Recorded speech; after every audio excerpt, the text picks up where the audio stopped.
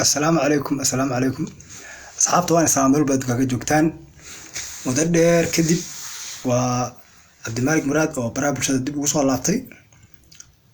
وأنا سامر بدك جوكتان في دواسي شهر قراية runtii waxa weeye waxaan rabaa maanta inaan ka hadlo nimankii bukaan socodka ahaa ee maartay qabyaaladu dilootay ee xanuunsanaa oo ciilka qabay ayaa maanta waxa ku dhacay jab aad iyo aad u weyn ayaga iyo madaxdoodii waxa kamid ah saala socotaan nimankii gabra u adeegi jiray filada lagu xukumi jiray fila Soomaaliya gudaheeda lagu xukumi jiray ayaa maanta jab xun soo gaaray saala socotaan midowga murashaxiinta ay la baxeen laakiin wax midow murashaxiin iyo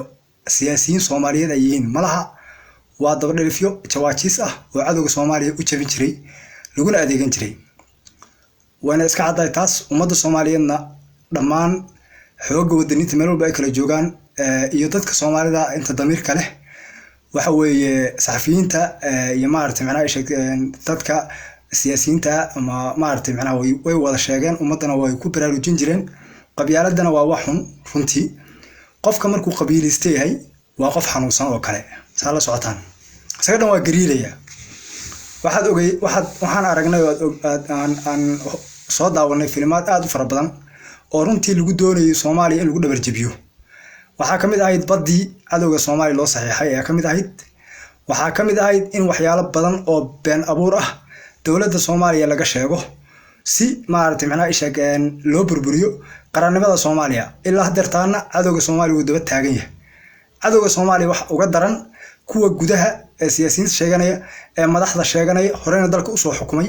ayaa cadow ku ah dalkan saala socotaan dhammaan afkooda waxa laga wada hayaa Xasan Sheekh baa ugu dambeeyay qabyaalad iyo qabiil asoo habar wacanaya oo askartii Soomaaliya doonaya inuu kala jabiyo oo qabiilka kala dhigo oo marka dawladda Soomaaliya saa lagu burburiyo marka waxaan rabaa inaan ummadda Soomaaliya u sheego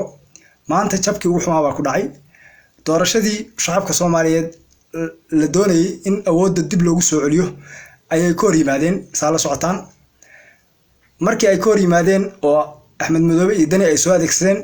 oo Axmed Dani oo afkiisa uu ka yiri hadii dawladda Soomaaliya ay yani iga diido in qof iyo maartay doorashada dalka Soomaaliya in laga dhigo oo aniga saan raba la yeeli waayo anigu Puntland waa goosanaya waxaan ku dhawaaqayaa Puntland inay tahay dawlad ka madax banaan dalka Soomaaliya farmaajo oo taas marka ay ku cabsi galiyeen ayaa wuxuu yani u dhiibay Axmed Madoobe iyo Dani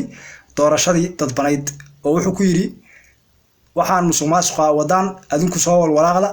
wax aad heshiis ku tiin ila imaada saala socotaan Axmed Madoobe iyo Dani markii faraha looga qaaday midowgii murashaxiinta sheeganayay ayaa Axmed Madoobe iyo Dani ka hor yimid Dani wuu diiday imaaraadka ayaa iska adeegsan jiray saala socotaan maantana ciidankii maxaan ku sheegeen awalba Mareykanku maartay Black Water-ka ee burcadda Mareykanka ay tababarayeen ee buuraha galgala ee joogay oo ayaga iyo Arsenal calaaqad fiican lahaa iyo Dani iyo Aranjan kooxdiisii waa isku wada dhaceen runtii maanta waxay ka taagan tahay meesha ugu xumayd saala socotaan Ethiopia oo Soomaaliya doonaysay inay iska gumaysato oo gobolka ka tirsan Soomaaliya gobolka ka tirsan cadowga Ethiopia ay ka dhigato Soomaaliya Tigreegi jabkii ku dhacay waa la wada ogyahay maantana waa intii ugu dambeysay farxadkayd ayaa maanta meydkooda la kala guray anigu geeska Afrika hadda ku noolahay gaar ahaan dalka Kenya magaalada xaafadda Islii ee Soomaalida ayaan ku noolahay ma sha Allah waxa weeye nolosheedana alxamdulillah aad baan ugu faraxsanahay mar dhowna waxaan rajeynayaa doorashada intaysan dhici koor inaan Soomaaliya tago gaar ahaan magaalada Muqdisho aad aan u jeclahay xaafadda waa bari oo asxaabteedii iyo ehelkayga asxaabteeda degan yihiin ayaan rabaa inaan xaggaas aan u wareego waxa weeye marka alxamdulillah barafkii iyo Yurub iyo waa ka raystay waxa weeye muddo hadda halkan jooga adiga sanad iyo xoogaa ah waana sii joogayaa adiga dhowr iyo intaan adiga aan maartay macnaha waan sii joogayaa marka waxa weeye aniga mar walba waxa iga go'an in dalka Soomaaliya uu hagaago oo dawlad yani shacabka Soomaaliyeed daryeelaysa dalka dhisaysa laamiyada laamiyo u dhisaysa caafimaad maxaan ku raashay yani goobo waxbarasho oo bilaash ah u sameynaysa shacabka masaakiinta ah ayaa mar walba iga goonayd xasadnimo ku ihi Soomaaliya dadka qurbaha jooga ee cadowga ku adalkoodana ma ihi ilaahayna igama dhigin saa la socotaan markii ay rafaad badan soo tahriibaan oo ay badda Liibiya Saharaha Liibiya ilaa iyo badda Talyaaniga ay soo maraan markii ay Yurub yimaadaan waxay ka sheegtaan Soomaaliya dhibaatooyin aad u fara badan iyo waana la ku dilay qaarkood xataa waana la soo kufsaday markii ay xoogaa 5 sano 4 sano 3 sano joogaan oo ay sharciga qaataan waxay soo caayaan Soomaaliya ay wax ka soo sheegaan waxay la soo fariistaan qabyaalad iyo isku dir iyo shacabka Soomaaliyeed nacayb in la kala geliyo wadamada ay ku nool yihiin wadamo administration nidaam iyo kala dambeyn leh oo iskoolka ciyaalkiisa waxay ku dhigtaan bilaash hadduu xanuunsado caafimaadkiisu waa u bilaash wadooyin iyo laamiyo iyo maartay bridge ayaa dalka u joogo ku yaala raaxa ayuu ku nool yahay la socotaan dalka Soomaaliya maanta 200 sano dunida ka dambeeya hatta dalalka Afrika marka la fiiriyo Uganda iyo Mozambique iyo Kenya iyo Ethiopia hatta marka la fiiriyo bal eeg caasimada Ethiopia ee Addis Ababa say u qurux badan tahay maanta laamiyada ku yaala amniga shacabka reer Addis Ababa ayaa sugta hatta dawladdu uma sugto annaguna waxa weeye maalin kasta waxaan ka shaqeynaynaa inaan ummadda isku dirno qabiil inaan u noqono 19 dalka loo celiyo Soomaaliya ay burburto ayaan ka shaqeynaa nabadda ayaana dhibaysa saa la socotaan gobolka Soomaaliya nabada way jiraan laakiin cadowga shisheeyu adeegsado ee Aranjan dhinaca Puntland waxay doonayaan inay Puntland burburiyaan oo ururka Arsenal loo wareejiyo dhinacaas loo wareejiyo saa la socotaan buuraha galgala ee la inii sheego leena leeyahay waxa ka dagaalama ururka Arsenal ayaa al-shabaab ayaa ka dagaalantay leena leeyahay kooxdan BS2 way joogtaa saa la socotaan burcadbadeedii beenta ahayd ilaa haddeertaan badeeni waa laga kalluumaystaa mashruuci ahaa saa la socotaan dalka Soomaaliya afarta Ethiopia ayaa loo adeegsanayay oo Mareykanku lacag ku bixin jiray oo siin jiray Tigreegii Ilaahay baa jabiyay dayixiisa si kale ka wareegay 30 sano kadib maanta jabkii jab xun ayaa maanta ku dhacay Tigreeg Ethiopia way kala furfurantay Oromana maanta ay sheegeen hurdadii ka kacday Ethiopia dii isgaadi karay maanta lama joogo Ethiopia maanta Soomaaliya ayaa ka raja fiican 100% shacabka Soomaaliya waxa loo baahan yahay inay cudurkaas qarandumisnimada ee qabyaaladda ah qof kasta oo qabiilista ah waa qarandumis hadalka bal u fiirsada qof kasta oo cuqdad qaba qof kasta oo xanuunsan ee qabiil la gariiraya waa qarandumis ama qarandumisku raacsan yahay Soomaaliya kama sheegan wax wanaag ah saa la socotaan nimankan qarandumiska saa la socotaan Soomaaliya way wada nacib yihiin cadowga shisheeyaha ah ee dalka Soomaaliya danaha qaaska kale iyo ayagu waa isku wada mid waliba kaas cadowga waa cadow fiyow oo Soomaaliya doonaya inuu batrool ka soo saarto inuu macdanta Soomaaliya dadasho inuu xeebaha Soomaaliya la wareego in waa nin wax raba waaba la yaqaanaa oo waa nin cadowga ka shisheeya laakiin kan dalka kula nool ee haddana Soomaaliya kula sheeganaya ee dalkiisa iyo dadkiisa iyo dawladdiisa cadowga ku ah administration in nidaam aan la tusi karin dawladnimo iyo system aan arki karin oo 4 ilaa 10 saac qabiil ku hadaaqaya macadowtinimo ka weyn ayaa jirta dalkaaga inaan nacdid macadowtinimo ka weyn ayaa jirta adigoo Europe joogta ama Holland joogta ama Ingiriiska joogta ama Jarmal joogta ama Canada joogta ama Australia joogta inaad ummadda Soomaaliyeed inta madiyo u soo fariistid aad isku dirtid oo jambala u kala tuurtid oo aad reebel ka sheegaysid adiga oo wadan nabada ku nool administration in nidaam leh rule leh sharci leh caafimaad bilaash haysta waxbarasho bilaash haysta oo maartay macna ishaqeen waliba lacag cash lagu siiyo dawada laga bixiyo ninka inta arki waayay ee dalkiisa maanta 200 sano adduunka ka dambeeya meeshii asagu wax ku tari lahaa ama haday noqon lahayd kaalme yani ishaqeen mid يعني dhaqaale haday noqon lahayd mid afkiisa uu shacabka dadka Soomaaliyeed ugu adeego haday noqon lahayd mid deeqa dadka masaakiinta Soomaaliya ku tabaalaysan abaaruhu dileen maartay dhibaataysan gaajada ah inuu maartay macnaha ishaq sadaqa la baxo oo wixii maartay macnaha ishaq uu ku tabarruco maanta inuu Soomaali qoriyo isugu dhiibo oo qabyaalad ka shaqeeyo oo dadka isku diro oo yiraahdo Muqdisho laga kaco oo laga qaxo oo maartay qoriyaha la qaato oo dawlad maartay macnaha ishaq la dagaalo macadowtinimo ka xun ayaa jirta meeshuu dhihi lahaa alxamdulilah maanta aniga dhul nabadaan joogaa waxa weye dalkaygana waxaan u rajeynayaa saasoo kale inuu maarata macnaha ishag dadkiisa ku wacyigeliyo horumarka يعني إيشك إني مارت معنا إيشك أي يعني أي مارت معنا ودوين سماستان إني محكور إيشك أي سحلقان وحوار وريان وضلك أي مارت معنا إيشك ماشي كفكر العين ما أنت وحنا رأينا إني شيء dadka Soomaaliyeed cudur xun ayaa ku dhacay oo la yiraahdo qabyaalad ayaa ku dhacay cudur xun oo bukaan socda oo jira adduunka aan ka jirin ayaa haysa bal nin qabiil la gariirayo oo dawladda Soomaaliya qori u sita bal nin maanta sheeganaya asagoo waliba askari inta ka soo baxo qabiil u safanaya jira maanta waxa jira siyaasiyiin dalkooda inay burburiyaan u jooga oo wax kale aan ka shaqeyn oo jawaajisa oo cadowga ku shaqeysto dal adduunka leh waxaan leenahay Soomaaliya yani oo daba dhilifyada Soomaaliya jooga dal adduunka daba dhilifyadaas oo kale ay joogaan ma jiro haddii joogaan waa la soo qabtaa xabsi daa'ina la isaga xiraa maanta haddii la yiraahdo Cabdiraxmaan Cabshakuur ninkii Cabdiraxmaan Cabshakuur iyo Umar Cabdishii Xalweyste oo tuuga oo qaa'imino la yaqaano hala jeebeeyo qabiilkoodii baa soo kacaya ilaa kuwii xanuunsanaa ee maartay macnaha bukaan socodka ah ay ka dhasheen baa joogay seeba anagu marka dalku noqonaynaa haddaan qofka cadowga ku adalka kii badda gatay ayaa maanta Muqdisho kula dhex taagan intaasoo rafaada laga soo maray 6 sano socotay waliba wuxuu leeyahay hal ay doorto dadka noocaas inta loo seeta dheereynayo inta reeb looga gabanayo goormaan dawladnimo iyo horumar gaarayna qofka hadda dalkan Kenya aan ku noolahay wallahi qofka dawladda Kenya ka soo horjeesta hatta la isma weydiyo wabiga lagu tuuraa inta la dilo inta guriga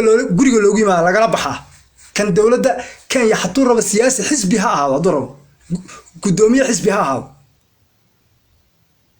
qabiil ka daba hadla iyo cid ka daba hadla shaqo yaraatay malaha annaga marka dawladda Soomaaliya waxaan faraynaa inay jiraaca iska dhaafto dadkan jawaajista inay ummadda ka qabato dadkan cadowga dalka ku ah ee Soomaaliya ay ka dhaqaaqin aday inay soo xirxirto kuwan doorashooyinka isaga shabanaya sida Axmed Madoobe oo kale waxaasoo kale inaan la aqbalin shacabka Soomaaliya waxaan ku boorinayaa inay cashuurta ay dhiibaan inay dalkooda ay ka fakaraan in ay nabadda ka shaqeeyaan degmo walba odayaal bay leedahay oday dhaqameedyo leedahay waxay leedahay siyaasiyiin bay leedahay waxay leedahay culummo ay leedahay waxay leedahay aqoon-yahanay leedahay inay u kacaan oo degmo walba dadkeeda degan ee ku dhashay ay dhistaan oo qaab يعني إيش إسحاقان ما أي دلك كوا صار نوجود اسمه دلك كان يودل باب أي وما أنت دل ديار لوك الجوش سيدنا وده ما كان آليس مقالة قال كعيا كدورة يسا مقدسة كده جنسة بلوينا كدورة يسا واحد كده جنسة إيش جوهر بكده جن حتى وحس ما أنت دل دنتي أو باب أي أو وحبا عن لور هيبان أيام ما أنت هاي سنة ركبا ما أنت دل كدوني إن العجا أي مارت من إيش أي قريه كردستان وده ما شيء ركبا دو soo shaqo tagay maanta dadkaas inay wadamo shisheeye ugu adeegan oo doonay dalkooda inay cadow gacanta u galiyaan dadkaas ayaa maanta jaakada noo xiran waa dalkii abka awowa aan soo dagaalameynay Soomaaliya maanta aad arkaysaan shanta Soomaaliya mid ay ahaan jirtay saa la socotaan boqortooyooyin ayaa ka jiray local dalkan Soomaaliya waligood boqortooyo kala maartay maxay sheegeen weerartay ama boqortooyo cadow soo maartay macna dalka soo galisay ma jirto han noqoto boqortooyadii adag han noqoto gadi waxaan ka sheegay ajuuraan han noqoto boqortooyo kasto dalkan soo martay Soomaaliya taariikhdeeda la ka soo bilaabayo 500 sano Axmed Gurey Soomaaliya waxay jirtay 5000 oo sano jirtay iyo 10000 oo sano koor ay Soomaaliya dad ahayd oo dawlad ahayd oo horumar lahayd oo adduunka la ganacsanaysay oo maartay macna sheegay horumar lahayd taariikhdeena waa la burburiyay magaalada Muqdisho arkaysaan waa boqorkii ugu horeeyay ee ajuuraan magac ayaa maartay macna sheegay magaca arkan Soomaali waa boqorkii ugu horeeyay ee ajuuraan waa ajuuraan boqorkii ugu horeeyay ee boqortooyada ajuuraan aasay ayaa waxa la oran jiray Soomaaliya magac halkaas uu ka yimid nin Arab ay yimid markaas wuxuu yiri intuu Soomaaliya yimid baa waxa la yiri wuxuu yiri caana iyo Soomaal markaas uu yiri Soomaal arda Soomaal baan ka imid waxaas waa bug waay wax ka jira malaha magaalada caasimadda arkaysaan Muqdisho 200 sano koor ayaa caasimad laga dhigay waxay ahayd fariisinkii boqortooyadii ajuuraan meeshay fadhiday ay ahayd oo looga talin jiray dalka Soomaaliya saa la socotaan Soomaaliya taariikhdeeda waa la burburiyay dadkii waxa ahaan jiray dhanna waa la baabaash Soomaaliya markii ay boqortooyooyin ka jireen shisheeye iyo daba dhilif iyo jaatus ma jirin saala socotaan maanta Soomaaliya marka loo kala jaray maamul goboleedyada federaal oo iska soo wada horjeeda oo maamul kasta maamul kala cadow looga dhigay haday noqon lahayd Somaliland Puntland baa ku cadow haday noqon lahayd shaqeen dhul baa la isku haystaa oo la yiraahdo maxaa kale shaqo soo dhinaag waxa way waa riwaayad loogu talagalay dadka Soomaaliya lagu jeediyo jawaajistana loo ay uga ideeyaan cadowga Soomaaliya dalkeena waxa la doonayaa in la laqo la qaato hal xidig ayaa noo soo baxay qarniga 12aad waana maxamed cabdullaahi farmaajo wallahi qof la mid ah oo ka wadanaysa inuu Soomaaliya ku jirin hatta inuu ka dhalan doon hatta anigu inaan dhali doonin iska dhaaf cid kale Soomaali kulligood waa wada caada qaatayaal waa wada tuugo waa wada musuqmaasuq waa wada qabyaalad waa wada qurun ana ay sheegay qof farmaajo dhaama wallahi Soomaali ka dhalan mana ka dhalan doono hatta kuwa maanta la shaqeeyo wasiirada ah iyo xildhibaanada wadaniinta iska dhigaya waxay ka baqayaan dawladda Soomaaliya maxaa Cabdullaahi Farmaajo ka baqayaan inuu xirxiro hadalka ay sheego xas cali khayran u gurbaantumeen aan dhahayna waa wadani waa gees waa ahliyay muxuu nagu noqday jaatuuska ugu weynaa Soomaaliya ayuu nagu noqday waa u jeedaan dalka Soomaaliya inuu afgambiyo oo maartay cadowga u gacanta u galiyo ayaan ku sigan qof kasta oo maanta jagadaas loo dhiibo wuxuu noqonayaa jaatuus tuug saala socotaan aaway marka Soomaaliga wadaniga aaway oo maxamed cabdullaahi farmaajo maanta aan ku door aan maartay aan ku bedelanayno runta aan isku sheegno dadka Soomaaliyeed waa dad wada tuugaa wada musuqmaasuqa waa dad la wada gatay oo wada daba dhilif oo wada bahdilan waa Soomaalidii la aqoon jiray ee qabka iyo maartay ishag lahayd yani ishag wadaniyada iyo lahayd maanta waa dhimatay dad la wada dhiig siibay oo ay dhanba amoodid caar inay yihiin dad ayaga dhanba iska gadan oo qaarna maartay ishag waxa arkaysaa nin baa maanta siyaasiya saala socotaan nin baa maanta siyaasiya haddii gaala ay maartay ishag ama wadamo shisheeye u tago ninkii waa bedelaya xogaa lacaga loo dhiibaya waa gadan yahaba bari waxa arkaysaa soo af kala ku hadlaya meeqaan soo aragnay waxa loo baahan yahay shacabka Soomaaliyeed inay ogaadaan dantooda dalkooda cid u fiican dadka ilmahooda wax u baraya ninka maartay wadooyinka u dhisaya ninka maaliyadda Soomaaliya dakhliga Soomaaliya kordhinaya ninka lacagta Soomaaliya soo sameynaya ninka deynta cafinaya ninka horumarka ka shaqeynaya ninka Soomaalinimada u adeegaya ninka Soomaaliya u dhisaya maanta saala socotaan cudurka COVID-19 ayaa haleelay saala socotaan Soomaaliya dawladda maxamed cabdullaahi farmaajo uu hogaamiyo waa laga samata bixi dadkii meel walba talaal ayaa la geeyay meel walba maxaa ku xaro dawooyin ayaa la geeyay qof maanta COVID-19 ku dhacay oo cidlo looga tagay malaha saala socotaan waxaan rabaa inaan idin sheego abaara badan ayaa soo maray oo hadda tan aan ku jirnay ka mid tahay dalka Soomaaliya wax badan ayuu maxaa cabdullaahi farmaajo isqaan ku soo dhisay waxa loo baahan yahay shacabka Soomaaliya inay ogaadaan dantooda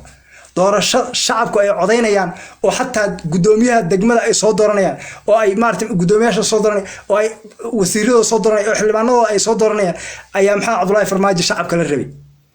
waxa qabyaalad lagu taageeray in maanta musuqmaasuq iyo 4.5 dib loogu laabto maanta heerkay taagantahay waa u jeedaa heerka maanta ay taagantahay waa u jeedaa maxaa cabdullaahi farmaajo qaldana mise cadowga shisheeya u shaqeynaya ee daba dhilifiinta ah ee madaxda dalkan ka soo ahaan jiray baa qaldan waxa loo baahan yahay maanta shacabka Muqdisho shaqooyin bay haystaan nabad bay haystaan wax walba ay haystaan maanta saala socotaan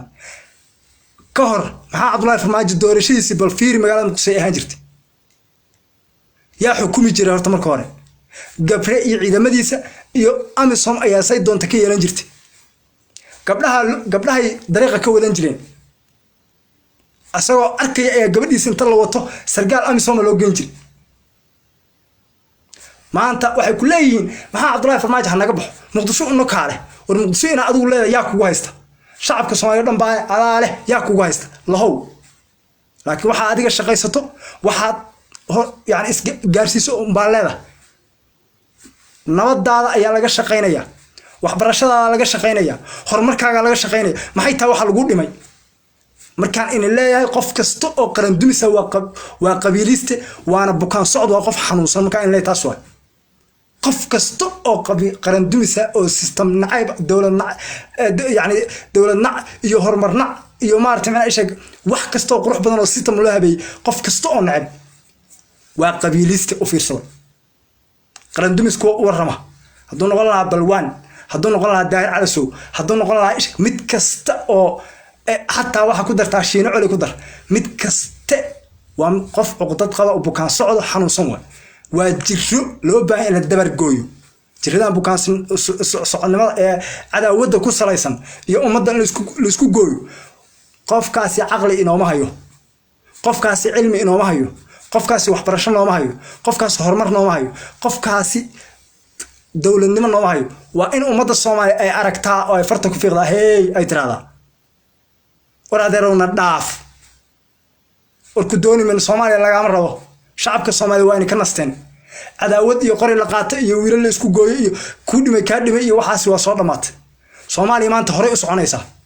shacabka Soomaaliya loo baahan yahay inay ogaadaan dantooda war dalkooda yaa u fiican war ilmahooda yaa u fiican war yaa wadooyin u dhisaya waa cadilan yihiin shacabka Soomaaliya dawladnimo iyo nafis waxa dareemaysaa Soomaaliya marka ka tagto war iska dhaaf meel kale aade Djibouti xataa tag waxa dareemaysaa dal dhisan laamiye leh wax barasho leh iskoolaad leh annagana waxaan nahay dadka maanta dunida ugu liita ma heerkaas anagu ku jireynaa war kuwa maanta inoo taagan sudadka noo wata waa kuwii shalay inta dalka loo dhiibay waxba qaban waayay waa kuwii gabran loo dhex fariisiyay fila Soomaaliya waa kuwii badeena gatay war ma intaas fahmi leedahay masaaniki laftigeena wax xanuunsanba waxaan rabaa inaan ummadda u sheego Soomaaliya hore u soconaysa dib damana loo laaban mayo maxaan ka sheeg insha Allah dalkeenna waa barwaaqoobaya shacabka Soomaaliyeedna maanta waxay ka sheekeysanayaan horumar shaqo abuur beeraha oo la fashto maxaan ka sheeg maxaan ka yani dalka Soomaaliya soo baxo dibadda loo dhoofiyo oo lacag fara badan oo dollar ay soo siistaan dalxiisayaal u yimaada maartay macna sheeg ay maanta filanayaan waxay filanayaan lacag shin Soomaaliya loo soo sameeyo waxay filanayaan maanta deynto laga wada cafiyo oo hadaba waa la cafiyo intii badnayd waxay kala filanayaan in dalka Soomaaliya taraagado isku kala gooshaan from Boosaaso to Beledweyne oo laamiyo loo wada saaro waxay filanayaan shacabka Soomaaliyeed waxbarasho bilaasha oo ilmahooda aysan waxba ka walwalin maanta inay 20 ama 30 dollar wiilkiiba ay ka dhiibaan in bilaash looga dhigo waxay filanayaan caafimaad inuu maanta hadduu xanuunsado uusan ka fakirin lacagta lagu daaweynayo waxay filanayaan shacabka Soomaaliyeed horumar inay gaaraan oo baasaboorkooda meel walba ay ku tagaan dib dambe marka maanta qofka fikradiisa ay tahay maanta Muqdisho in dab lagu shido oo ah madaxii Soomaaliya madaxa laga dilaa maqlid maanta in cadowga Soomaaliya qabyaalad loogu hiliyo maanta badanta ugu jirta maxay tahay shacabka Soomaaliyeed masaakiinta ee 30 sano qaarkoodna qaxeen badaha ku dhamaadeen qaarkoodna ay bahdilan yihiin oo shaqo la'aan ku yihiin Soomaaliya qaarkoodna maanta baabuur buu gadanayaa baabuurkiisi meel lama gaarayo laami ma waxa ma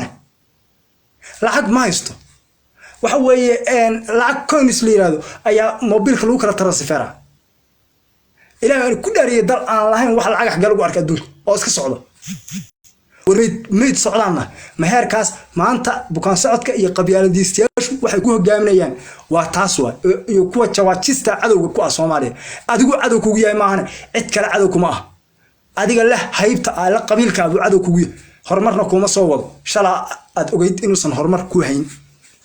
qof kasta oo jaajus oo cadow u shaqeeya meel xun baa u dambaysa war Itoobiyadii weyneed ee Soomaaliya loo adeegsan jiray ayaa burburtay maxaa kala rabtaa Soomaalidu waa dad awliya ana inii sheegay waana dad inta badan isjecel waa dad sadaqada dhiiba waa dad dalkooda marka loogu yimaado qofku wadanku danaha ka soo jeedo ku soo dhaweeya aan ku dilin oo ku dhibin bal hadda oramada fiiri ayagoo kuma naanay Soomaaliya dhawin hadda anaga gobolada ay degan yihiin way nagu dilaan laakiin annagu kuma dilno waligan kama aarsan qof orama ama qof Arab ama qofku danaha aade taasi waxa Ilaahay noogu naxariisanaya kamid ah ina Soomaalidu ay isgarab qabato oo maanta qof walba Soomaali ah oo maanta dhibaataysan aan cidina looga tagin taas ayaa keenaysa in Ilaahay samada uga hiiliyo Soomaalida qof kasta oo qaran dumisa oo Soomaaliya isku day in isku diran oo qabyaalad uga shaqeeyaan waxaad ogaataa jirro xun inay ku dhacayso hadalkaasna hadal kama dambeeyo qof kasta oo Soomaaliya nacab ama qabyaalad ay korkiisa ka buuxdo ama cuqdad qaba waxa ogaataa cuqdadu inay ku sii fogaanayso oo marka dambe cudurka kansarka kale ay ku noqonayso oo uu dhiman doona ba ogaanaysa hadalkaasna iga qor qof kasta oo qabiil dad ku maartay ma sheeg yani qabyaalad dadka uga sheekeeya ama qabyaalad dadka isku dir iraada waxa ogaataa in furuq uu ku dhacayo inuu ku dhacayo because waa cadow waay wuxuuna cadow ku yahay dalkiisa oo baabacsan oo 200 sano dunida ka dambeeya oo Soomaaliya maanta يعني إيش عيدنا إيش أقنن عيلنا إيش أقن ما أعرف إيش عيدنا إيش أقنن أي عدو كيه أو إني بحثان بروا أو إني إزدلام بروا أو إني معنا إيش خوي قبل أن توروا أو إن محروا ولا كيس أصير لفت جيسه إن دجال أكلته أو أنا قبل لودر وحدونا يا وحي حلك لها صومال إيش كبار بيسي إن دبلو غلط reer hebel way waa geesi way waa qorib qaat wala wax li wax dhalay bal fiiriyo hadalada ay ku hadlayaan yuu geesi u yahay magaalo la dagaalaya wuxuu la dagaalayo oo qorib u sito Soomaaliya walaalkiis inuu ku dilo war adduunka xagee laga arkay dad ka ummad ka wada shaqeynaysa in dadkooda ay isdilaan ka wada shaqeynaysa ummad dhiiga ku farxaysa xagee lagu arkay ummad cadaawada ay ka buuxdo oo haddana muslim kula sheeganay xagee lagu arkay bal muslimadu u sheeganay maxay tahay nin walaalkiis maskiina qori u dhiibay oo walaalkiis kale ugu dhiibay waxaan rabaa inaan idin sheego ereygan bukaan socod markii loo bixinayo waa la helay nimankani waa dad xanuunsan wey kuwa taageerana waa la mid no more qabyaalad no more 4.5 iyo in ummadda Soomaaliyeed la kala maartay fadli yeelo ilaahay ummadda Soomaaliyeed wuu simay saala socotaan qofka maanta waxa arkaysaa beel yar buu ka dhashay waa nin geesi ah oo dalkiisa u halgamay lama sheegayo waa la qarinayaa reer hebel buu ka dhashay wuxuu ka dhashay ogaadeen buu ka dhashay waa qabiil weyn of course wax yar haduu qabto xataa waa la bomboonaya waxaas aan iska dhaafno waxaan leeyahay Soomaaliya guulaysta ayaan leeyahay cadawga Soomaaliya jab Allah kuliyo Soomaaliya soo dhuma ayaan leeyahay xataa qofkii niyad ka dhaco Soomaaliya furuq Allah kuliyo ayaan leeyahay si xun ha u dhinta ayaan leh guul ayaan leh Soomaaliya waa guulaysanayna horaan u soconaynaa aniga mar walba waxaan taageersanahay dawladnimada horumarka iyo qofka dalka Soomaaliya wax u qabanaya ee dawladnimo ka shaqeynaya horumar ka shaqeynaya in mar walba aan dawladeena aan garab taagnaano ayaa aniga taageersanahay waxaan taageersanahay shacabka Soomaaliyeed ee Soomaaliya ku nool inay horumar gaaraan inay wax bartaan inay adduunka la qabsadaan tiknoolajiyada inay bartaan developers qaabka wax loo sameeyo hal abuurka inay bartaan computerka inay bartaan adduunka inay la jaan qaadaan ma doonay meesha ay yaalaan ee dayac ah inay si yaalaan haddaan aan saa jeclahay cadow baan ku ahay ee hal iska qabta ayaan leeyahay guul ayaan leeyahay Soomaaliya guul maanta aniga Soomaalina ma kala jecli Soomaaliga jigjiga jooga xornimo la jecla inuu cadow ku xornimo la jecla inuu maartay macna sheeg uu rag iska dhigaan baan jecel maanta Itoobiya wata isku dhaxyaacday waxa looga baahan yahay Soomaali galbeed inay ayagana ay yiraahdaan annaga maanta gobonimada ku dhimanayna ay yiraahdaan waa ka goosanay abiyo nagu kala wad waxa jirta Oromo badan oo ku taageeraysa dadkii maanta hurdada ka wada kacin tikree intuu ku jeedo ayaga inay goostaan baan la sii jeclaan lahaa shacabka Soomaaliyeed haday noqon lahayd dhinaca Soomaaliland ama Puntland ama Soomaaliya dhanba ama Djibouti inay taageeraan oo ciidamo loo diro oo cadawga laga difaacan la jeclaan lahaa kuwan NFD ee cadawga iska gumeysanayo kukuyada hoos jooga ayaga inay ka xoroobaan aan jeclaan lahaa Soomaaliya inay shanta Soomaali soo laabato oo aan noqono quwadda ugu awoodda badan geeska Afrika ama Afrika oo dhanba ayaan jeclaan lahaa ma jecli aniga amxaara iyo 20 milyan iyo tikreet 7 milyan ee dad Soomaaliyeed oo maartay macna ishaq يعني إيش مسلم أو شرف له إلهي كفضل كرامة له إنه ما أنت أي جميستان مجالي أو أمحار يتكرر إسكو ديبا Soomaaliya يقول يستأجر الله Soomaali وين همدوا أيان الله هذا Soomaaliya جب الله كله سيشار جمله